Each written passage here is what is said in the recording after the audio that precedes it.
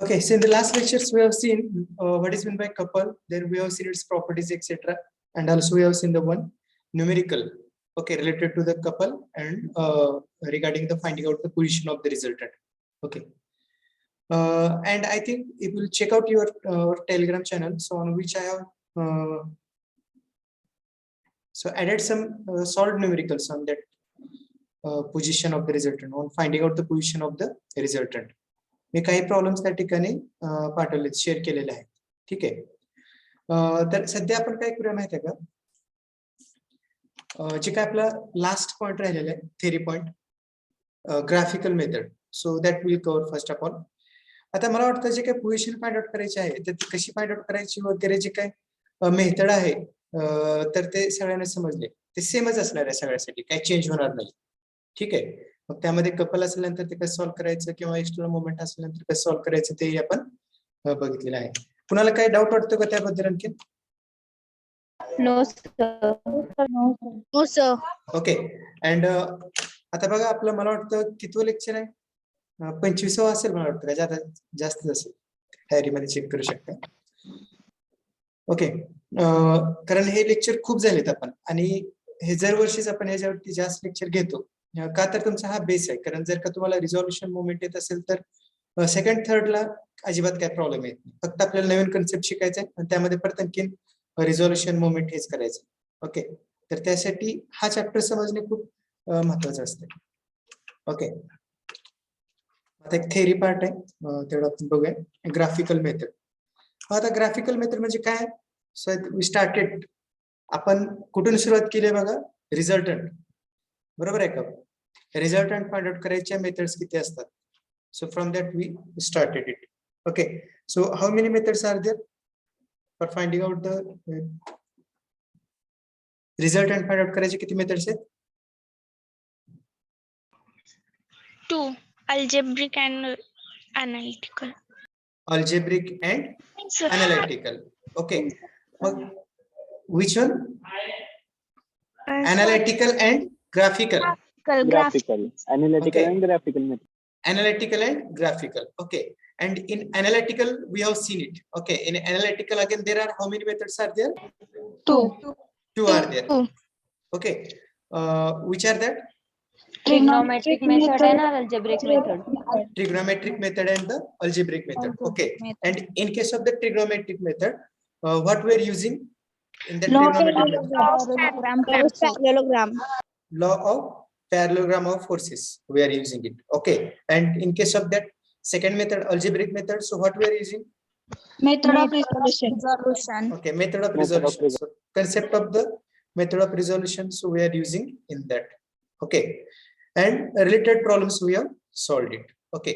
मग त्यामध्ये आपण काय काय बघितलं बरं? मेथड ऑफ रिझोल्युशन मध्ये आपण कुठल्या कुठल्या टाइपचे प्रॉब्लेम बघितले? पहिल्यांदा सुरुवातीला आपण कॉन्करंट फोर्स सिस्टीम, म्हणजे ज्यामध्ये दोन किंवा जास्त फोर्स ऍक्ट होत असतील. ओके. अशा कॉन्करंट फोर्स सिस्टीमचा रिझल्टंट कसा फाइंड आउट करायचा आपण बघितलं. म्हणजे त्यामध्ये आर आणि थिटा हा कसा कॅल्क्युलेट करायचा आपण हे बघितलं. ओके. मग हे कॉन्करंट साठी बघितलं आपण. त्यानंतर नॉन कॉन्करंट साठी पण बघितलं. बरोबर का? नॉन कॉन्करंट फोर्स सिस्टीम वरती पण आपण प्रॉब्लेम सॉल्व्ह केले. तर त्यामध्ये ऍक्च्युली कॉन्करंट आणि नॉन कॉन्करंट फोर्स सिस्टीमचा रिझल्टंट, म्हणजे रिझल्टंटची मॅग्निट्यूड आणि डायरेक्शन फाइंड आउट करायची मेथड काय तर सेमच आहे. ओके.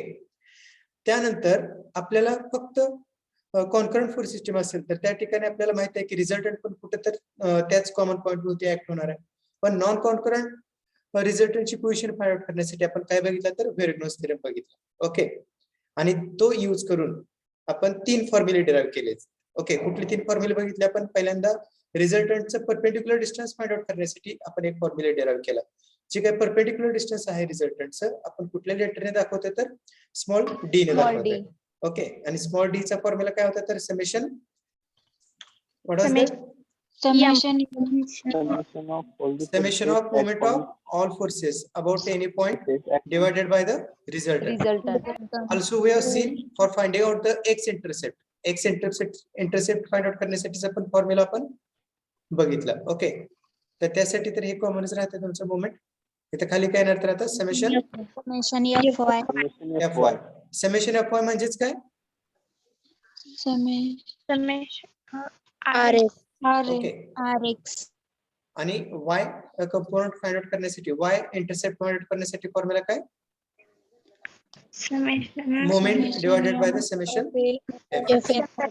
तिन्ही मध्ये न्यूमरेटरच्या टर्म ह्या सेमच राहतात आणि त्यांची व्हॅल्यू पण सेम असते लक्षात ठेवा फक्त चेंज काय होतं आणि हे खूप सोपं आहे बघा ओके फक्त मोमेंट घेताना चुकायला नाही पाहिजे मोमेंट जर का बरोबर आलं तर तुम्ही आर ऑलरेडी कॅल्क्युलेट केलेला असतो समेशन एफ ऑलरेडी कॅल्क्युलेट केलेला असतो summation F x already calculate केलेला असतो म्हणजे हे तर ऑलरेडी बरोबर यायलाच पाहिजे मग त्यानंतर मोमेंट बरोबर आलं का हे फक्त फॉर्म्युला यूज करून कॅल्क्युलेशन करायचं यामध्ये काही अवघड नाही ओके आणि ह्याच्या रिलेटेड आपण काय केलं तर न्यूमेरिकल्स सॉल्व्ह केलेले ओके हे सगळं कशामध्ये येतं तर अनालिटिकल मेथड मध्ये येतं आता आपल्याला ग्राफिकल मेथडची फक्त थेअरी बघायची त्याच्यावरती आपण न्यूमेरिकल हे सॉल्व्ह करणार नाही कारण तुमच्या थेअरी एक्झामला न्यूमेरिकल नाही ते प्रॅक्टिकलला आहेत ते आपण पुढच्या पुढे बघूया ठीक आहे so here so I give the heading numericals आहेत का second method just minute graphical method second का तर हे रिझल्टंट फाइंड आउट करण्याची दुसरी मेथड आहे आपल्या युनिट टेस्ट साठी हा पहिला चॅप्टरचा पूर्ण सिलेबस आहे ओके तर ह्यामध्ये न्यूमेरिकल असतील ओके न्यूमेरिकल फक्त कसे असणार समजा एखादी फोर सिस्टीम दिलेली असू शकते कॉन्करंट नॉन कॉन्करंट मग त्यामध्ये त्याच्यावरतीच एखादा एमसीक्यू ज्यामध्ये समेशन एफ एक्स विचारलेला असू शकतो समेशन एफ वाय विचारलेला असू शकतो किंवा एखाद्यामध्ये मोमेंट विचारलेला असू शकतं किंवा काही मध्ये रिझल्टंट विचारलेला असू शकतं असे एमसीक्यू तुमचे येऊ शकतात मी तुम्हाला सांगेन ज्या दिवशी टेस्ट असेल ना त्या दिवशी त्याचा फॉर्मॅट सांगेन आता आपल्याला कसं आहे की आता मला वाटतं हा चॅप्टर ऑलमोस्ट आज किंवा उद्या संपेल आपला उद्या मोस्टली किंवा सॅटरडे ओके त्यानंतर आपल्याला एमसीक्यू पूर्ण बघायचे आहेत आपण एमसीक्यू घेतलेले नाही ठीक आहे मी एमसीक्यू एकदा रिवाइज करणार आहे ओके तर त्यामध्ये आपण डिस्कस करूया तुमची जी काही युटी आहे ही 20 मार्काची असेल ओके आणि टाइम किती असेल सर टायमिंग नाही का सर 1 तास असेल 1 आवर ओके ऍक्च्युली 1 आवर हे जास्त होते आणि सध्याला आपण देतो ठीक आहे आपण ते टायमिंग बद्दल वगैरे डिस्कस करूया काय प्रॉब्लेम नाही कसं मॅनेज करायचं वगैरे ह्या सगळ्या गोष्टी बघूयात आपण टेस्टच्या दिवशी किंवा पेपरला न्यूमरिकल येणार नाहीत मग युटीला पण येणार नाहीत का न्यूमरिकल मी कधी म्हणलं न्यूमेरिकल येणार नाहीत ग्राफिकल मेथडचे म्हणत होते sir graphical method I am talking about the graphical method ठीक आहे ग्राफिकल मेथड वरचे न्यूमेरिकल्स हे आपल्याला नसतात म्हणजे जे का तुमची एक्झाम होणार आहे का जे काय ऑनलाईन जे काय असेल वगैरे तर तुमचे ह्या ग्राफिकल मेथड वरचे न्यूमेरिकल्स नसतात आतापर्यंत जे काय बघितलेले आहेत का त्याच्यावरती हे विचारू शकतात एमसीक्यू फॉर्म मध्ये विचारू शकतात ओके इज इट क्लिअर हा is it okay yes sir हा ठीक आहे आता बघूया आता पहिल्यांदा ग्राफिकल मेथडची का गरज पडते बघा ओके आतापर्यंत आपण मला वाटतं प्रत्येक टाइपची जी काही फोर सिस्टीम आहे म्हणजे कॉन्करंट नॉन कॉन्करंट ओके तर त्याचा रिझल्टंट कसा फाइंड आउट करायचा वगैरे हे आपण प्रॉब्लेम्स बघितलेले आहेत त्याची पोझिशन कशी दाखवायची हे पण आपण त्याच्यामध्ये बघितलेलं आहे मग ग्राफिकल मेथडची कधी गरज पडते बघा ओके समजा आता ठीक आहे की आता ह्याच्यामध्ये जे काय आपण प्रॉब्लेम सॉल्व्ह केले तर त्यामध्ये फोर्सेस दिलेले असतात अँगल दिलेले असतात ओके तर त्याच्यावर आपण रिझॉल्व्ह करून वगैरे काय करू शकतो तर रिझल्टंट फाइंड आउट करू शकतो त्याचबरोबर आपण व्हेरेग्नोस थेरम यूज करून त्याचे पोझिशन्स फाइंड आउट करू शकतो म्हणजे आपण त्याचं perpendicular distance x intercept Y intercept त्याचे काही रिझल्टंटचे जे काय आहेत पॅरामीटर लागणार तर हे आपण काय करू शकतो फाइंड आउट करू शकतोय आणि ते यूज करून आपण काय करू शकतो तर त्या रिझल्टंटची पोझिशन दिलेल्या फोर सिस्टीम मध्ये हे दाखवू शकतो आपण दाखवलेले पण आहेत तर त्याचे प्रॉब्लेम्स पण बघितलेले आहेत मग ग्राफिकल मेथडची का गरज पडते बघा आता प्रॅक्टिकल ऍप्लिकेशन मध्ये अशा बरेचसे फोर सिस्टीम असू शकतात की ज्या ठिकाणी ओके ज्या ठिकाणी तुम्हाला की रिझल्टंट फाइंड आउट करता येत नाही का फाइंड आउट करता येत नाही कारण काही ठिकाणी तुम्हाला अँगल मिळत नाही ओके ही काही अशा बऱ्याचशा अडचणी आहेत ओके काही ठिकाणी मुवमेंट घेण्यासाठी डिस्टन्स वगैरे मिळत नाही ओके तर अशा थोडक्यात काय तर क्रिटिकल कंडिशन साठी ओके, अशी काही क्रिटिकल कंडिशन्स मध्ये की ज्या ठिकाणी आपण अनालिटिकल मेथड यूज करू शकत नाही. ओके, तर त्या ठिकाणी तर तुम्ही ग्राफिकल मेथड काय करू शकता तर यूज करू शकता. ओके, जे काही नॉर्मल प्रॉब्लेम्स आहेत का जे आपण आता अनालिटिकल बघितलेले ते तर आपण ह्या मेथडने इझिली यूज करू शकतोय. So there is no doubt about it. पण ऍक्च्युअली मध्ये म्हणजे प्रॅक्टिकल मध्ये ह्याची कधी गरज पडते की जे काही प्रॉब्लेम्स आहेत अनालिटिकल पद्धतीने येत नाहीत तर त्यामध्ये आपल्याला ग्राफिकलची गरज पडते. ओके, मग ह्यामध्ये काय केलं जातं ऍक्च्युली जो काय तुमचा दिलेला फोर्स आहे. ओके, तर ते स्ट्रेट लाईन मध्ये dimensions not dimensions not dimensions, we can say that by using scale etc we need to convert it into the lines. We are going to see it. हे आपण पुढे बघणार आहे. फक्त त्यामध्ये काय समजून घ्या की जे काय आपण अनालिटिकल मेथडने फाइंड आउट करू शकत नाही प्रॉब्लेम्स किंवा रिझल्टंट फाइंड आउट करू शकत नाही अशा केसमध्ये आपण ग्राफिकल मेथड यूज करतो. ओके, नॉर्मल सिंपल एक्झाम्पल तर आपण हे ना करू शकतो, त्यात काही प्रॉब्लेम नाहीच. ठीक आहे, आता ग्राफिकल मेथड मध्ये आपल्याला काही पॅरामीटर्स लागणार आहेत तर ते आपण बघूया. Okay, first one is the Bose notation. I think I have shared its notes also. केलेत ना share? Yes, sir. Yes, sir. Yes sir. ठीक आहे, मला लक्ष द्या. आता बोज नोटेशन म्हणजे काय बघा. ओके, तर आता मी एक एक्झाम्पल घेतो.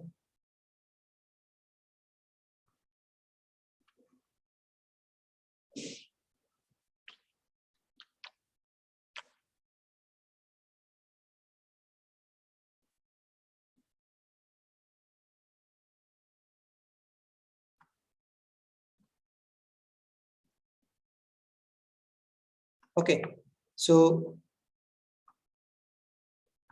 is the suppose one force is there. ठीक आहे, हा एक फोर्स आहे. Will have some magnitude etcetera. मग हा फोर्स आपण आता सिंपल एक्झाम्पल घेऊया. हा एक फोर्स आहे की याची मॅग्निट्यूड काय 20 न्यूटन आहे. हा आपल्याला ग्राफिकली रिप्रेझेंट करायचा. ठीक आहे, ग्राफिकली आपल्याला रिप्रेझेंट करायचं आहे. मग हे ग्राफिकली रिप्रेझेंट करण्यासाठी आपल्याला कशाची गरज पडत असते तर बोज नोटेशनची गरज पडत असते. आता बोज नोटेशन म्हणजे बघूया काय आपण. Okay, just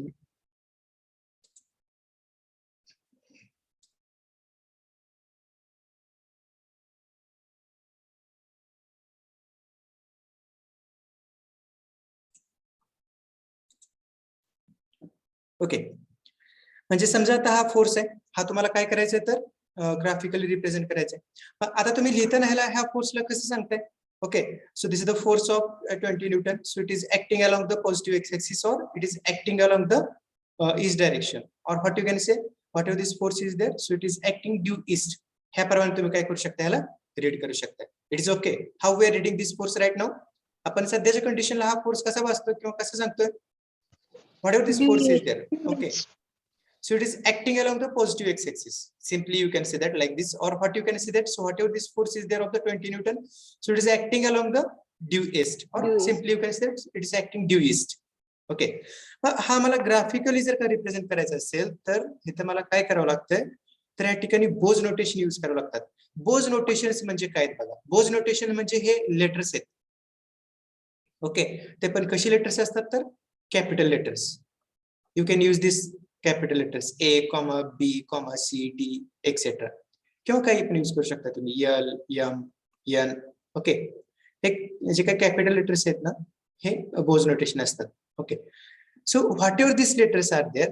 okay, so we are using on the either side of the force or you can say that or we are using on the east side of the force. म्हणजे हा force आहे त्याची एक side काय जी वरची आहे ती एक साइड आहे, हे खालची दुसरी साइड असणार. ओके ओके, आता ओके हे जे काय अगोदरची जी काय फोर्स होता जो काय फोर्स तर त्या ठिकाणी त्याला सिम्पली आपण एक फोर्स म्हणत असतो. ओके, पण जर का त्याच्यामध्ये जर का आपण बोज नोटेशन जर यूज केलं तर ती स्पेस डायग्राम होते. तर ठीक आहे आपण ते पुढे बघूया स्पेस डायग्राम वगैरे. ओके, मग आता ज्यावेळेस मी ह्या ठिकाणी हे बोज नोटेशन वापरलेत. Okay, at that time now how I can read this force. Listen here, how I can read this force. I can like this read it. Force AB. बघा काय केलंय. तर या ठिकाणी आता कशी फोर्स सिस्टम असू शकते. समजा आता हा नंबर ऑफ फोर्सेस आहेत. समजा F1, F2 आणि F3. ओके, मग आता जसे ह्या कन्सेप्ट नुसार सांगितलं की बोज नोटेशन आपण कुठे करतोय, त्या फोर्सच्या दोन्ही साईडला किंवा त्याच्या प्रत्येक साईडला. मग ह्याच्या दोन्ही साईड म्हणजे काय, ही एक आणि ही एक आहे. तर त्याच्या दोन्ही साईडला आपल्याला कॅपिटल लेटर यूज करायचे. मी ह्या साईडला काय यूज केलं, ए यूज केलं. ओके, ह्या साईडला काय, ए बी यूज केलं. म्हणजे आता हा F1 फोर्स आपण कसे रीड करू शकतो, तर फोर्स ए बी असं म्हणू शकतो. ओके, मग हा स्पेस आहे तर तो बी आहे. मग तसंच या ठिकाणी आता मी या ठिकाणी काय यूज करू शकतो, सी यूज करू शकतो. Okay, means whatever this F2 force is there, now how I can read it? I can read it as a force BC. Okay. BC. Okay, now in the same way, so whatever this space is there, so it is the C, is the space of the C. Now here I can use the letter capital D.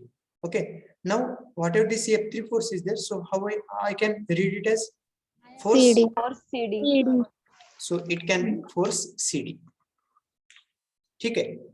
मग हे काय झालं तर ही तुमची बोज notation आपण use करतो. Okay, मग ह्याला जर का डिफाइन करायचं म्हणलं बोज नोटेशन म्हणजे काय. Okay, means it is the simply method of designating, wait for just 1 minute.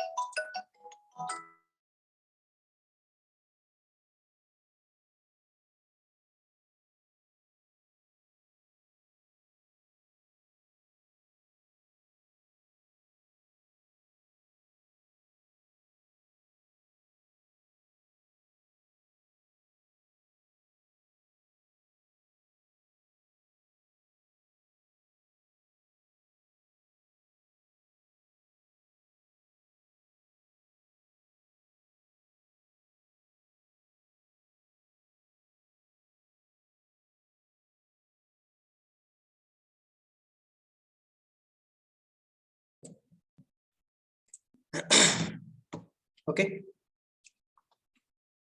हा लक्ष द्या. बोज नोटेशन म्हणजे काय सांगितलं मी. So it is the method of representing और designating a given force by using capital letters on each side of the given force. बघा समजतंय, लक्षात येते. Bow's notation means what, it is the method or the what you can say simply the method of representing a given force by using capital letters on each side of the given force. म्हणजे बोज notation म्हणजे काहीतरी method आहे. कशाची method आहे तर दिलेला force represent करण्याची method आहे. ओके, आणि ते कसे रिप्रेझेंट करतोय आपण तर त्या दिलेल्या फोर्सच्या दोन्ही साइडला कॅपिटल लेटर यूज करून आपण हे रिप्रेझेंट करू शकतो. ओके, हे एक मेथड आहे फोर्स रिप्रेझेंट करायची. आणि कसा रिप्रेझेंट करतो तर दिलेल्या फोर्सच्या दोन्ही साइडला कॅपिटल लेटर यूज करून आपण हे रिप्रेझेंट करू शकतो. हा, इज इट गेटिंग इट, लक्षात आलं का हे. Yes, sir. म्हणजे थोडक्यात काय तर ही जी काय आता आपण या ठिकाणी ह्या डायग्राम मध्ये बोज नोटेशन यूज केले. बोज नोटेशन यूज करायचे म्हणजे काय, समजा आता मी इथे स्केच ड्रॉ केलेले लाईक दिस. बोज नोटेशन यूज करायचे म्हणजे काय, आता मी इथे पी कुठली कॅपिटल लेटर यूज करू शकतो, पी क्यू आर एस. हे झालं, हे बोज नोटेशन यूज केले. आणि ज्यावेळेस मी बोज नोटेशन यूज करतोय तर त्यावेळेस मी दिलेला फोर्स हा कसा रीड करू शकतो. So how I can read it, now what are this F1, so I can read it as a force PQ. Then whatever this F2 force is there, how I can read it as a force QR. And whatever this last force F3, how I can read it as a force RS. Getting it? लक्षात येतंय? ठीक आहे, ठीक आहे. आता आपण हा दिलेला फोर्स आहे तो ग्राफिकली दाखवूया. लेट अस सी हियर, लक्ष द्या.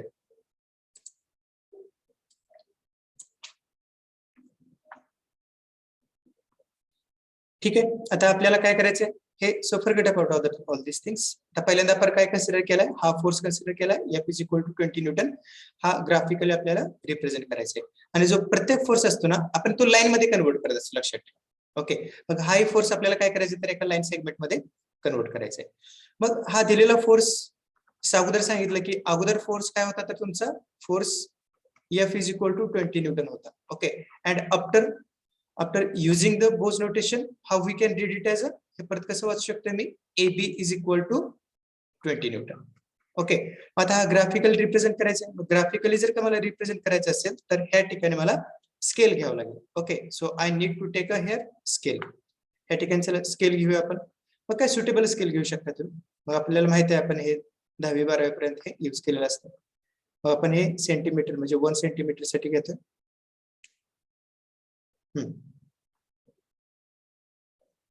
बघा किती घेऊ शकता तुम्ही आता सुटेबल. आता तुम्ही ह्याला रिप्रेझेंट करण्यासाठी आता 20 न्यूटन आहे तुमचं. मग 1 सेंटीमीटर इज इक्वल टू तुम्ही किती 10 न्यूटन घेऊ शकताय, 5 न्यूटन घेऊ शकताय. Suppose I will take here 1 centimetre is equal to 5 newton. Okay, म्हणजे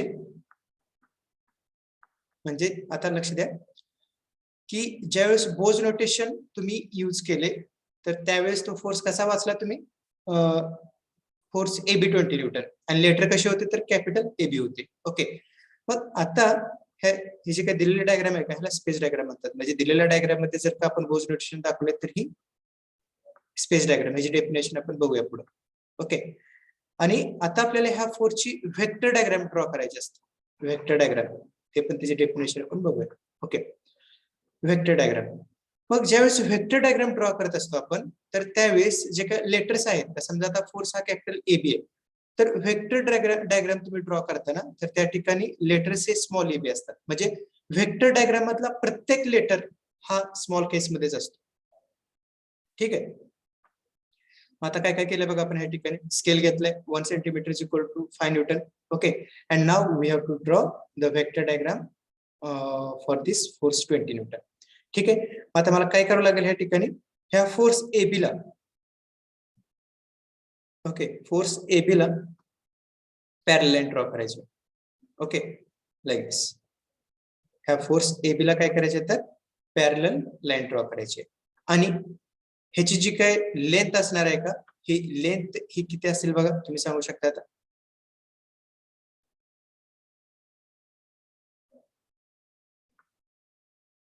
हे लेंथ मिळवण्यासाठी काय करतो आपण, जो काही दिलेला फोर्स आहे का, दिलेला फोर्स किती आहे तुमचा 20 न्यूटन.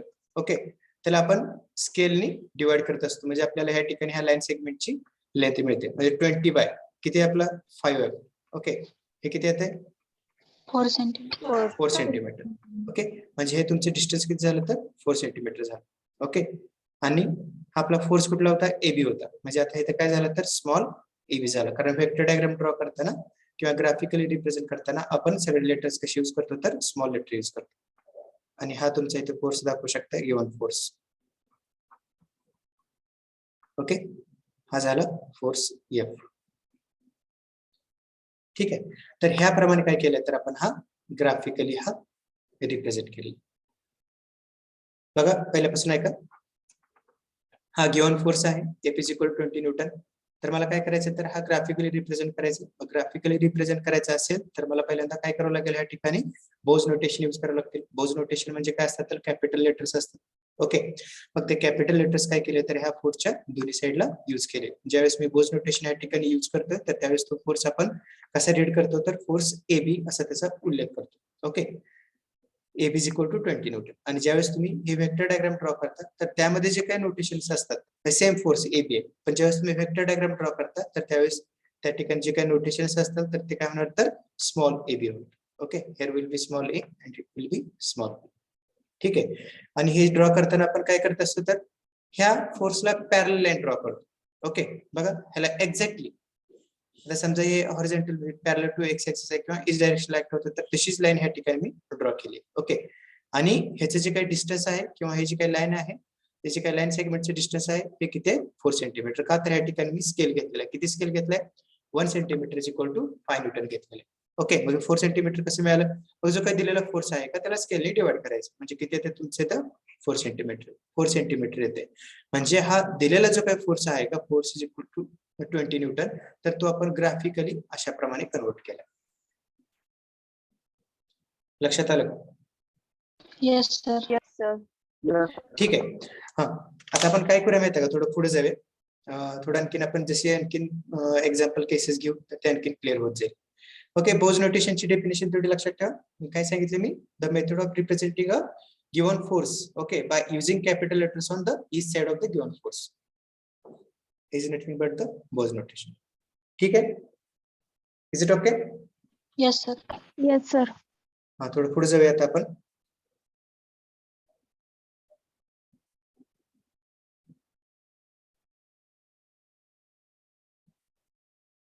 आता मी अगोदर सांगितलं होतं बघा की जसं आपण अनालिटिकल मेथड मध्ये तुमच्या ह्याच्यामध्ये अनालिटिकल मेथड मध्ये फर्स्ट ट्रिग्नोमेट्रिक बघितली होती. मग ट्रिग्नोमेट्रिक मध्ये आपण काय यूज केलं, लॉ ऑफ पॅरलोग्राम. तसं आपल्याला ग्राफिकल मेथड मध्ये प्रॉब्लेम सॉल्व्ह करण्यासाठी 2 लॉची गरज पडते. कुठले असतात ते? Triangle law and polygonal law.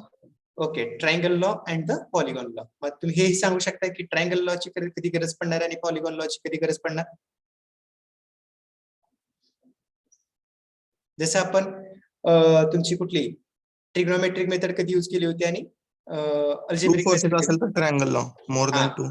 हा, म्हणजे जर का 2 कॉन्करंट फोर्सेसचा रिझल्टंट ग्राफिकली फाइंड आउट करायचा असेल तर त्यावेळेस आपण ट्रायंगल लॉ यूज करणार. आणि जर का आपल्याला 2 पेक्षा जास्त कॉन्करंट फोर्सेसचा जर का रिझल्टंट फाइंड आउट करायचं असेल तर त्यावेळेस आपण काय यूज करणार, तर पॉलिगॉन लॉ यूज करणार. Polygon. Okay, so let us move to that one.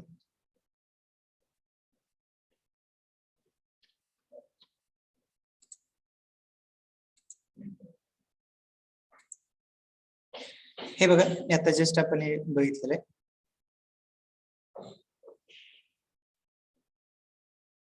हा, हे गोष्ट आता सांगायची राहिली बघा. ठीक आहे, आपण ते पुढे बघूया.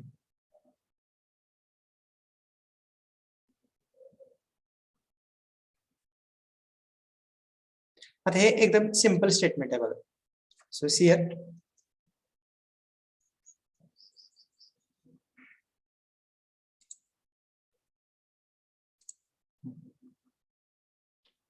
so first thing, so triangle law we have to see. आता हे स्टेटमेंट किंवा डायरेक्टली स्टेटमेंट कडे येण्यापेक्षा थोडे हे एक्झाम्पल घेऊया आपण.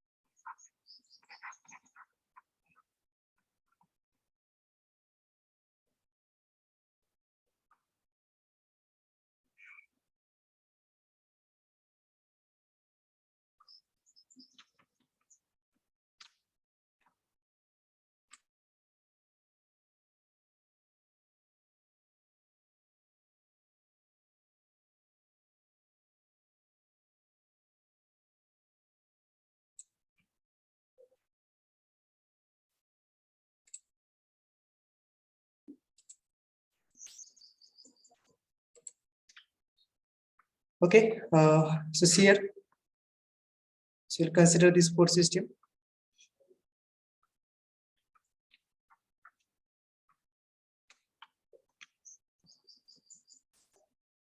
हे बघा, ह्या ठिकाणी मी फोर्स सिस्टम कन्सिडर केले. तर ज्या ठिकाणी 2 कॉन्करंट फोर्सेस ऍक्ट होत आहेत आणि यांचा आपल्याला रिझल्टंट फाइंड आउट करायचे. मग त्यासाठी आता बोज नोटेशन यूज करायचे. कसं बोज नोटेशन यूज करणार?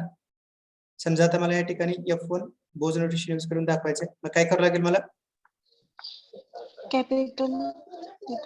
हा, या F1 च्या दोन्ही साइडला कॅपिटल लेटर्स यूज करावे लागतील. Here will be A, here will be B. This F1, so how we can read it as now? F1 will be read it as a force AB. Bhoj notation use केलं का हा force F1 च्या ऐवजी तुम्ही असा वाचू शकता, force AB असा म्हणू शकताय. त्यानंतर इथं F2 च्या दुसऱ्या साइडला C. म्हणजे आता ह्या ठिकाणी F2 कसं रीड करू शकता, तर फोर्स BC. ओके, आणि दिलेल्या डायग्राम मध्ये फक्त बोज नोटेशन यूज केले का ती स्पेस डायग्राम होते. ओके, जे काही गिव्हन डायग्राम असते तर गिव्हन डायग्राम मध्ये बोज नोटेशन दाखवले तर ते काय होते, तर तुमची स्पेस डायग्राम होते. आता आपल्याला काय करायचे, तर वेक्टर डायग्राम ड्रॉ करायचे. ओके, मग वेक्टर डायग्राम ड्रॉ करण्यासाठी आता इथे बघा, आता हे काही गोष्टी लक्षात ठेवा बघा. F1 फोर्स आहे, बोज नोटेशन यूज केल्यानंतर तो कसा रिप्रेझेंट करतोय आपण, फोर्स AB ने रिप्रेझेंट करतोय. आणि हेच वेक्टर डायग्राम मध्ये कसं दाखवतोय आपण, स्मॉल ए बी. लक्षात ठेवा. म्हणजे गिवन फोर्स F1 आहे. In space diagram so it is the capital AB. In vector diagram it is the small a. Okay. मग तसंच तुमचं F2 फोर्स आहे.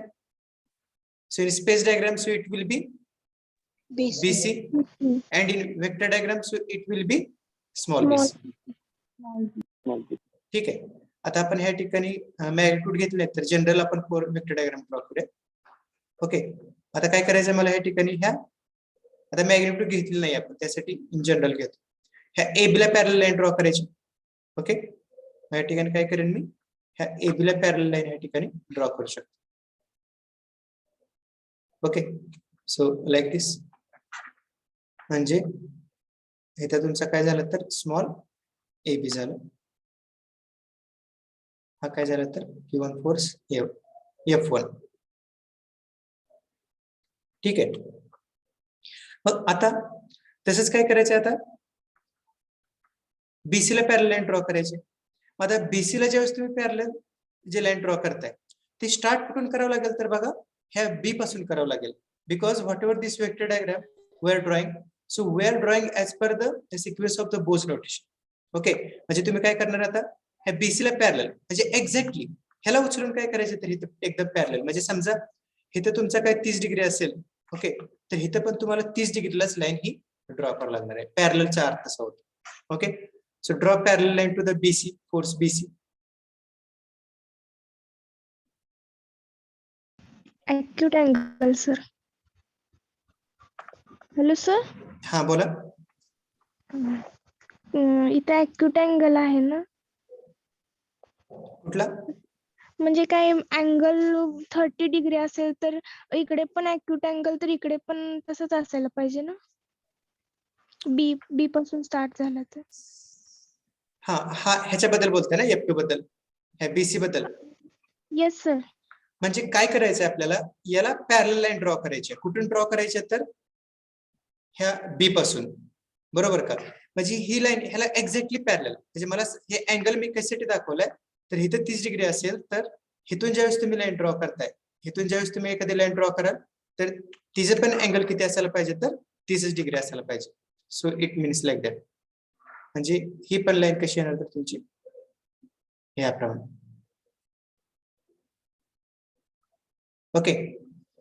हा लक्षात येते का. हॅलो. सर बट अँगल तर चेंज झाला ना. हे अँगल पण अँगल चेंज झाला ना. हे विसरा.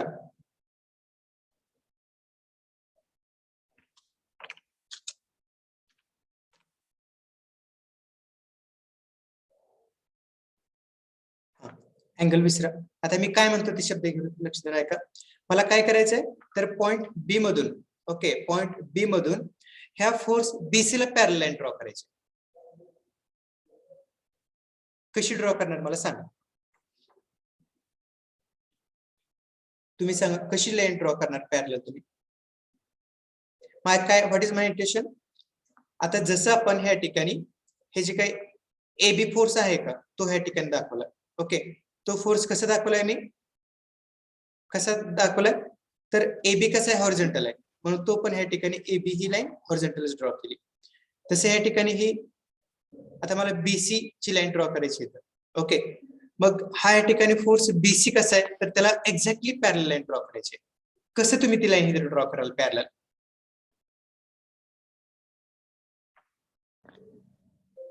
हा येस. बी पासून स्टार्ट होईल. B पासून स्टार्ट होईल. It's correct. हा नेक्स्ट पुढे काय कराल.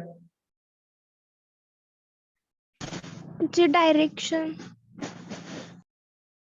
हा विच डायरेक्शन.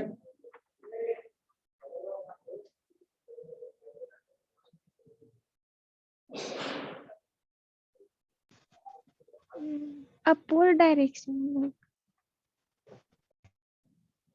हा एनी वन अदर्स बाकीचे पण मला सांगा मला काय करावं लागेल बरं. मला काय करायचे तर ह्याला पॅरलल लाईन ड्रॉ करायची. पॅरलल लाईन कधी ड्रॉ केलेत का तुम्ही. Yes sir. कशी ड्रॉ करणार.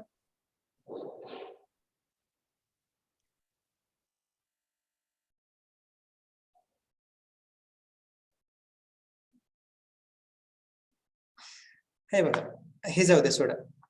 ही लाईन अशी आहे. मला ही लाईन इथं कॉपी करायची. इथून काय कराल? परपेंडिक्युलर घ्यायचं. तुम्ही एखादा सिंपल प्रश्न कॉम्प्लिकेटेड का करता बरं? कुठेही मला इथेही घ्यायचे. मला ही लाईन समजा ती लाईन 30 डिग्री अँगल करते. ही लाईन मला इथं कॉपी करायची. समजा हिची लेंथ काय तर 4 centimetre as it is copy करायचे. हा, काय कराल? एकदम सिंपल आहे. It's not question of.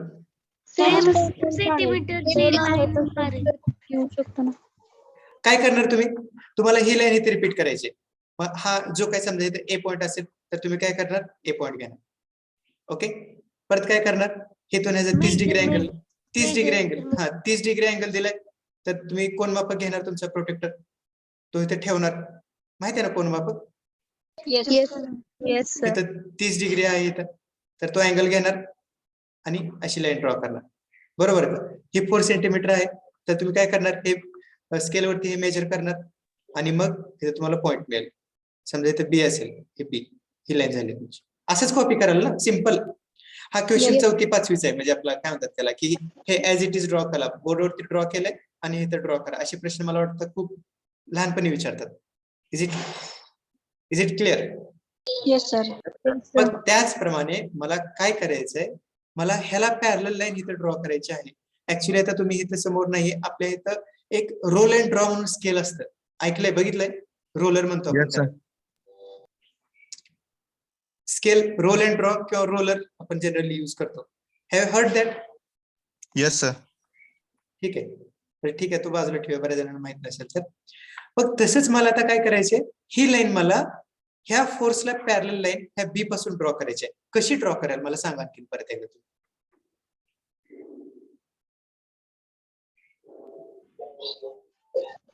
B and C point. B point आहे इथं. हा, आणि मग सी पर्यंत स्मॉल लेटर. मला काय म्हणायचंय की ह्या ठिकाणी ह्या बी पासून, ह्या पॉइंट बी पासून ह्या बीसी ला पॅरलल लाईन ड्रॉ करायची आहे. फोर्स बीसी हा बीसी आहे.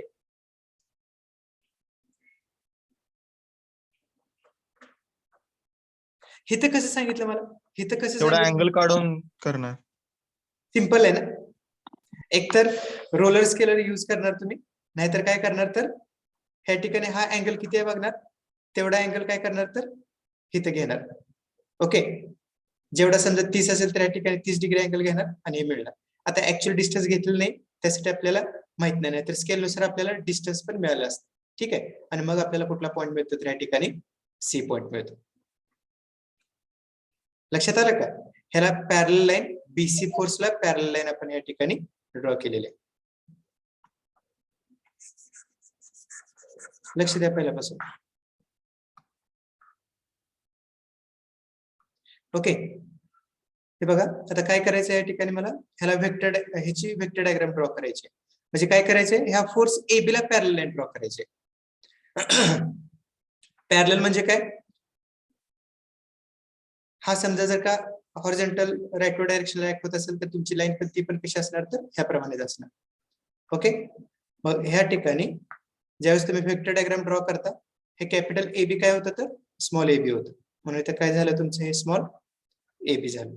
आणि ह्या ठिकाणी तो फोर्स कुठला आहे? हा F1 आहे.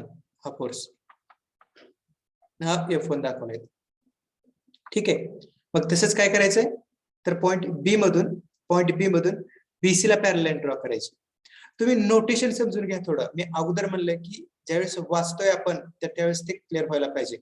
बीसी म्हणजे काय? तर फोर्स बीसी आहे. ओके, ह्या बीसी हा असा आहे. ओके, तो काहीतरी अँगल करतोय. ह्या बीसी ला पॅरलल लाईन ड्रॉ करायची आहे. आता आपल्याला अँगल घेऊन वगैरे ड्रॉ करायचं नाही, फक्त समजून घ्या मी काय सांगतो ते. बीसी ला पॅरलल लाईन ड्रॉ करायची आहे. बीसी ह्या प्रमाणे लाईन आहे, तर ही एक्झॅक्टली उचलून इथे ठेवायची आहे. ओके, लाईक दिस. आणि ही तुमची ही लाईन मिळाली. ठीक आहे, आणि हा तुमचा पॉइंट आला कुठला? सी आला. आणि हा फोर्स कुठला असेल? तर तुमचा F असेल. Okay, and now here what you have to do. आता काय केलं बघा आपण ह्या ठिकाणी, हे जे काही दोन फोर्स आहेत का F1 आणि F2 हे ग्राफिकली रिप्रेझेंट केले. ओके, ग्राफिकली आपण रिप्रेझेंट केले. आणि आता आपल्याला काय करायचं तर ह्या ठिकाणी फर्स्ट आणि लास्ट पॉइंट हा जॉईन करायचा आहे. फर्स्ट कुठला आहे? ए आहे. लास्ट कुठला आहे? सी. हा जॉईन करायचा आहे.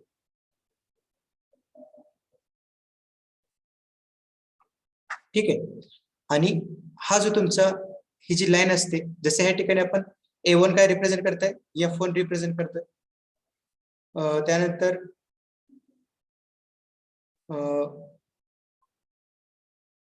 जो काय F1 फोर्स आहे ते तुमची साइड AB रिप्रेझेंट करते.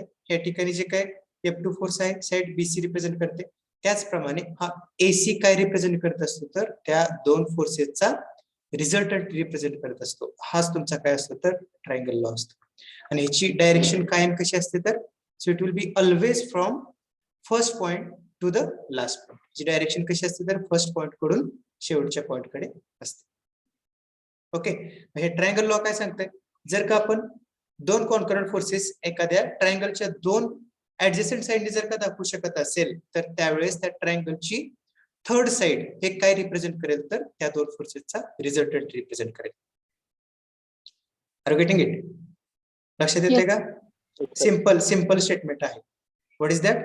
If two concurrent forces are acting on the body if represented by the two adjacent sides of the triangle, then the third side of the triangle will represent the resultant of that two forces in magnitude and direction.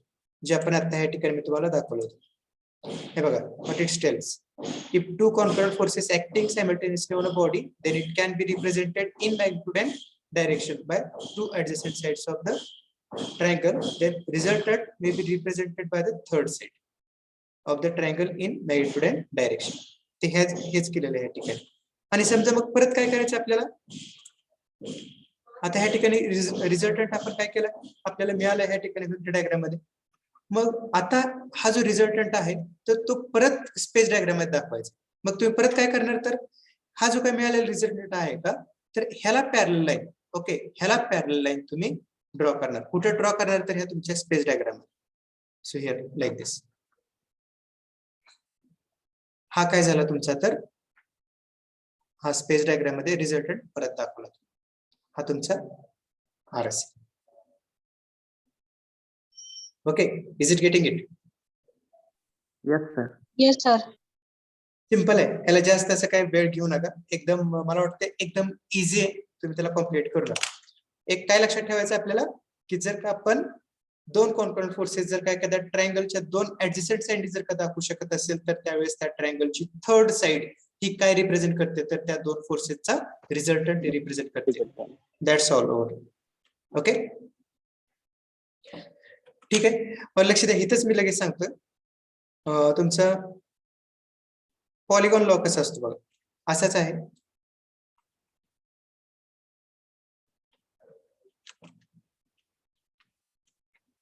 आता जसं आपण या ठिकाणी ट्रायंगलच्या दोन साइडनी दोन concurrent force दाखवले आणि त्यांची जी काय थर्ड साइड होती तर ते काय केलं तर रिझल्टंट दाखवला. ओके, आता पॉलिगॉन म्हणजे काय? पॉलिगॉन म्हणजे काय? More than two concurrent forces. माझा प्रश्न काय, पॉलिगॉन म्हणजे काय?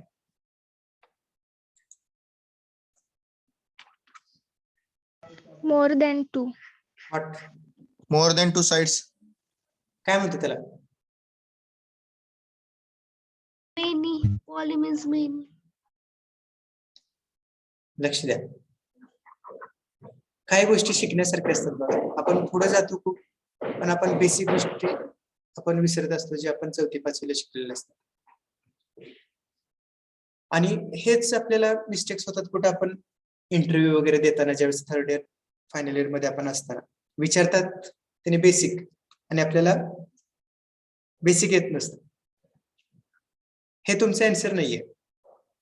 पॉलिगॉन मीन्स मेनी किंवा दोन पेक्षा side. What is my question that what is mean by polygon in complete sentence? तुम्ही हे सांगू शकता. स्क्वेअर काय? Four side. पॉलिगॉन म्हणू शकता याला? Square, triangle, rectangle. ह्याला मी पॉलिगॉन म्हणू शकतो का स्क्वेअरला? नाही. नाही. Yes, sir. ट्रायंगलला? Yes. अदर्स? बाकीचे? Yes sir. ठीक आहे. थोडं स्टडी करत असताना आहे ना, शब्द असतात ना, म्हणतो ना आपण जनरल गोष्टीमध्ये खूप व्यवस्थित बोलतो. शब्द खूप महत्वाचे असतात. ओके, ते खूप जपून वापरायचं. स्टेटस वगैरे ठेवतो आपण, ठेवतो का? Yes sir. मग तसंच ह्या ठिकाणी पण हे जे काय स्क्वेअर आपण ह्याला नाव आहे, हे पण एक शब्द आहे. ओके, स्क्वेअर म्हणजे काय, मराठीत काय म्हणतो आपण? चौकोन. चौकोन. चौकोन. चौरस. किती साइड्स असतात त्याला? 4. हा, आणि मग तुमच्या पॉलिगॉनची डेफिनेशन काय? 5 साइड. पॉलिगॉन म्हणजे 5 side. More than 2 sides. Sides. More than 2 sides. Listen here. So it is a geometrical figure, you can see that. So all this your triangle, square, rectangle, hexagon, pentagon, all these are the geometrical figures, basic geometrical figures. I think might have been studied before the 10th itself. Okay, yeah, basic geometrical figures आहेत. लक्षात ठेवा. Okay, is what we can see that. So polygon, it is a geometrical figure, so which contain the more than 2 sides. Remember these words, these definitions. हे खूप simple definition आहे, पण आपल्याला जर का डिफाइन करा म्हणलं तर एनिवेज येत नसतं. ठीक आहे. पॉलिगॉन म्हणजे काय तर एक जिओमेट्रिकल फिगर आहे, ज्याला 2 पेक्षा जास्त काय असतात तर साइड्स असतात. मग जसं आपण ट्रायंगुलर मध्ये काय बघितलं, 2 तुमच्या जे काय म्हणू शकता तुम्ही, 2 ट्रायंगल जर का 2 फोर्स आपण दाखवले तर त्या ठिकाणी जे काय थर्ड साइड आहे तर ते रिझल्टंट दाखवते. मग तसंच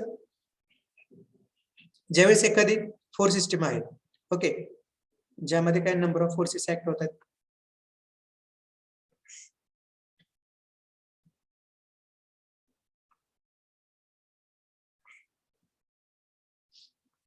okay, so like this.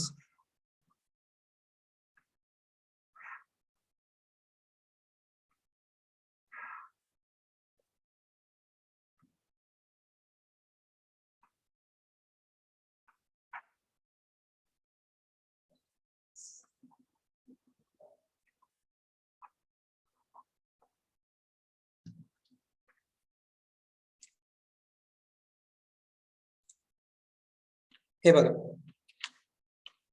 I have drawn here. हे काय मी ड्रॉ केली, कुठली फोर्स सिस्टीम आहे?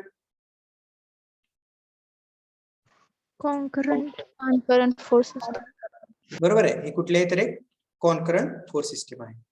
ठीक आहे. मग आता ह्याची मला वेक्टर डायग्राम ड्रॉ करायची. ओके, आता हे दिलेली हे गिव्हन डायग्राम, ह्याची स्पेस डायग्राम कधी होणार तुम्ही सांगा मला. हे दिलेल्या डायग्रामची स्पेस डायग्राम कधी होणार? लेटर्स रिप्रेझेंट केलं म्हणजे बोज नोटेशन यूज. ज्यावेळेस मी या ठिकाणी बोज नोटेशन यूज करतोय, like this, capital letters. Okay, so like this, if I am using the Bose notation on either side of the force, then so it will become the space diagram. म्हणजे आपल्याला space diagram पासून F1 आपण कसा दाखवतो आपण AB ने दाखवतो. F2 आपण कसा रिप्रेझेंट करतो? BC ने. F3 फोर्स हा कशाने दाखवतो तर CD ने. आणि F4 फोर्स कसा दाखवतो आपण DE ने. आणि ज्यावेळेस तुम्ही वेक्टर डायग्राम ड्रॉ करणार आहे, ओके, ज्यात आपल्याला पुढे वेक्टर डायग्राम इथे ड्रॉ करायचे, ओके, ज्या गिव्हन फोर्सेसला आपण पॅरलल लाईन ह्या ड्रॉ करत असतो. ओके, मग इथं स्पेस डायग्राम मध्ये हा फोर्स असतो, लक्षात ठेवा. ओके, कॅपिटल AB काय असतो? फोर्स असतो. बरोबर आहे. ज्यावेळेस तुम्ही वेक्टर डायग्राम ड्रॉ करता तर त्यावेळेस हे काय होतं तर डिस्टन्स होतं, स्मॉल AB. म्हणजे कॅपिटल AB हे स्पेस डायग्राम मध्ये फोर्स रिप्रेझेंट करतं आणि स्मॉल AB हे काय रिप्रेझेंट करते वेक्टर डायग्राम मध्ये? डिस्टन्स रिप्रेझेंट करते. म्हणजे स्पेस डायग्राम मध्ये कॅपिटल AB आणि हे स्पेस डायग्राम वेक्टर डायग्राम मध्ये स्मॉल AB. इथं पण तसंच. मग इथं काय F2 हा स्मॉल BC झाला, हा स्मॉल CD आणि हा स्मॉल D. बरोबर आहे का? So let us start. So draw parallel line to the AB. AB ला पॅरलल लाईन ड्रॉ करा. Okay, like this. AB ला पॅरलल लाईन ड्रॉ केली म्हणजे ह्या ठिकाणी काय तुमचा A हा B आणि हा फोर्स काय झाला F1. तसंच काय करायचे आता F2 ला पॅरलल लाईन ड्रॉ करायचे, एक्झॅक्टली पॅरलल. ओके, इथून B मधून. So like this. ओके, म्हणजे इथं हा B हा C पॉइंट मिळाला, याची डायरेक्शन दाखवा इथं. हा तुमचा F. परत काय करायचंय मला या ठिकाणी, तर CD ला पॅरलल लाईन ड्रॉ करायची. कुठे CD येत आहे, CD बघा हे कसे असं इकडे तिरका चाललाय ना तो इकडं असा वरती, किंवा जो काही अँगल असेल तुम्ही इथं अँगल वगैरे मेजर करून ते दाखवू शकता. पण ते कुठून ड्रॉ करायचं तर पॉइंट C मधून ड्रॉ करायचं. Okay, so from C you have to draw this like this. Okay, म्हणजे ह्या ठिकाणी तुम्हाला कुठेतरी D पॉइंट मिळेल आणि ह्या ठिकाणी हा फोर्स F3 असेल. नेक्स्ट परत काय करायचं तुम्हाला आता. So what you have to do, you have to draw parallel line to the D. D ला पॅरलल लाईन ड्रॉ करायचे. कुठून ड्रॉ करायचे, D मधून ड्रॉ करायचे. So like this. I think हे ते सगळे अंदाजे ड्रॉ करतो आपण हे ह्याप्रमाणे. ठीक आहे, म्हणजे हा काय झाला तुमचा पॉइंट E झाला. ओके, आणि हा फोर्स काय तुमचा F4. F4. ओके, मग आता जसं आपण बघितलं की आपल्याला माहित आहे की आता आपण ह्याला हा स्क्वेअर आहे म्हणतो. ओके, पॉलिगॉन आहे किंवा पेंटागॉन आपण बघितलेला आहे. पेंटागॉन कसा असतो असा असतो, सॉरी हेक्सागॉन आहे याप्रमाणे. ओके, ह्याच्या सगळ्या साइड्स कशा असतात तर इक्वल असतात. मग समजा एखाद्या हेक्सागॉन मध्ये किंवा एखादी मी अशी स्केच ड्रॉ केली, ती अनइवन शेप आहे, मग हा पॉलिगॉन होऊ शकत नाही का? पॉलिगॉन म्हणू शकता का तुम्ही त्याला?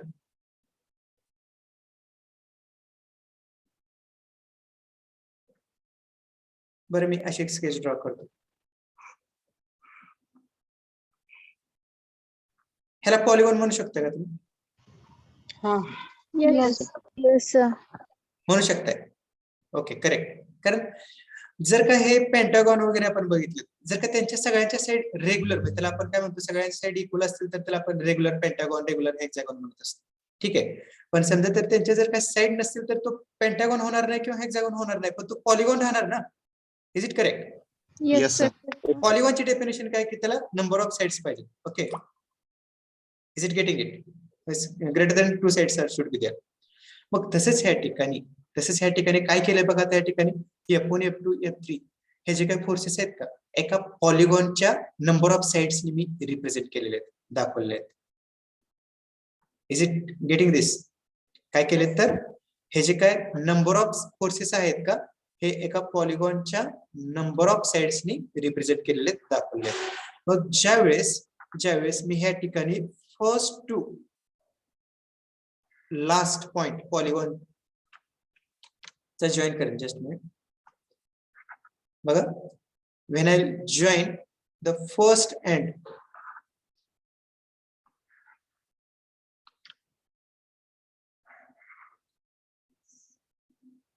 ओके, म्हणजे थोडक्यात काय, जी काही क्लोजिंग साइड असेल ह्या पॉलिगॉनची, ही क्लोजिंग साइड म्हणतो आपण याला, closing side of polygon. It will represent the resultant of that number of forces. हे काय रिप्रेझेंट करेल तर हे जे काय रिझल्टंट हे जे काय फोर्सेस आहेत का, तर त्यांचा रिझल्टंट रिप्रेझेंट करेल. आणि ह्या ठिकाणी पण डायरेक्शन कशी असते काय, so it will be always from first to the last point.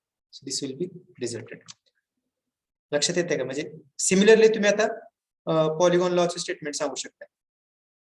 काय स्टेटमेंट असेल बघा, if number of concurrent forces, okay, are acting on a body, then it can be represented by the adjacent sides of the this polygon, then closing side of that polygon will represent the resultant of that number of forces. म्हणजे थोडक्यात काय, जर का number of concurrent forces जर का आपण एखाद्या पॉलिगॉनच्या number of साइडनी जर का रिप्रेझेंट करू शकत असेल, दाखवू शकत असेल, तर त्यावेळेस त्या पॉलिगॉनची जी काही क्लोजिंग साइड असते ती क्लोजिंग साइड काय करेल तर रिझल्टंट रिप्रेझेंट करेल.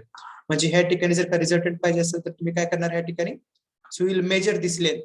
ओके, विच लेंथ AE, आणि त्याला स्केलने मल्टिप्लाय करणार. ओके, ज्यावेळेस हे ऍक्च्युअल मॅग्निट्यूड वगैरे दिलं असतील तर त्यावेळेस असा फॉर्म्युला आहे की त्याने तुम्हाला ह्या ठिकाणी हा रिझल्टंट मिळेल. लक्षात येते का? Yes Yes. Sir space diagram मध्ये रिझल्टंट कसा दाखवणार? हा, इथं परत राहिला ना तो दाखवायचा. हा, आता परत स्पेस डायग्राम मध्ये काय करायचं आपल्याला, रिझल्टंट दाखवायचं. मग परत काय करणार तुम्ही, ह्याला पॅरल लाईन ड्रॉ करायची. कुणाला पॅरल लाईन ड्रॉ करायची? AE ला पॅरल लाईन ड्रॉ करायची. कुठून ड्रॉ करणार तुम्ही, तर ह्या O पासून एक्झॅक्टली पॅरल ह्याला, जशी आहे तशी. हे म्हणजे हा तुमचा काय झाला तर हा रिझल्टंट झाला. जो काय अँगल असेल तो ह्या ठिकाणी काय करू शकता तुम्ही. वेक्टर डायग्रामच्या रिझल्टंटला पॅरलल इकडे पण करायची का? Yes yes yes, okay correct. ह्याला एक्झॅक्टली पॅरल लाईन तुम्हाला ह्या ठिकाणी ड्रॉ करायची. आता हे कसं आहे माहिती आहे का, हे ज्यावेळेस आपण ह्याच्यावरती प्रॉब्लेम घेतो ना ऍक्च्युअली, तर त्यावेळेस आणखी व्यवस्थित लक्षात येतं. आता हे मी जी काही प्रोसेस सांगितली ती एक्झॅक्टली प्रॉब्लेमची, आपण ह्याला बराचसा वेळ जाईल, ते आपण एकदम एंडला बघूया. हे आपल्या थेअरी सिलेबसला नाहीये, प्रॅक्टिकलला. मग आता ह्याला वेळ जाईल. फक्त आता सध्या कन्सेप्ट काय समजून घ्या की ह्या ठिकाणी जे काय नंबर ऑफ कॉन्करंट फोर्सेस आहेत, ते नंबर ऑफ कॉन्करंट फोर्सेस जर का आपण एखाद्या पॉलिगॉनच्या साइडने जर का दाखवू शकत असेल तर त्यावेळेस त्याची क्लोजिंग साइड रिझल्टंट रिप्रेझेंट करेल. आणि ट्रायंगल लॉ मध्ये काय, जर का दोन कॉन्करंट फोर्सेस आपण एखाद्या ट्रायंगलच्या दोन साइडने जर का रिप्रेझेंट करू शकत असेल तर त्यावेळेस त्या ट्रायंगलची थर्ड साइड काय रिप्रेझेंट करेल तर रिझल्टंट रिप्रेझेंट करेल. So this much is sufficient. Okay, Yes, sir. Yes sir. 4 वाजून गेले.